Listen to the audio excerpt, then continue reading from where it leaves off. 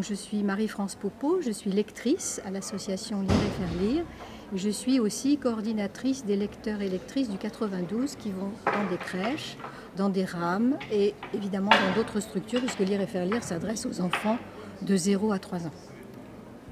et au-delà de 3 ans, 12 ans. Je lis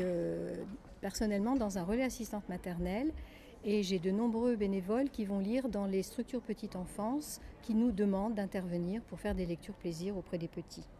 Ils ont bien compris l'intérêt du livre, ils ont bien compris que les histoires qui sont lues aux enfants apportent énormément de choses, au niveau de leur langage bien sûr, mais aussi au niveau de leur imaginaire, au niveau de leurs sensations, au niveau de leurs émotions, parce que je crois que ça c'est quelque chose qu'il faut vraiment mettre en avant, c'est répondre aux émotions des petits et pouvoir leur montrer qu'il existe dans des histoires des situations qui sont proches des leurs et qui peuvent à ce moment-là évidemment surmonter, alors pas consciemment bien sûr, mais d'une certaine manière grâce au livre, ils arrivent à maîtriser leurs émotions et puis il y a des quantités de choses qui se créent autour de la relation entre le livre, l'adulte, l'enfant qui veut que peut-être qu'on lui relise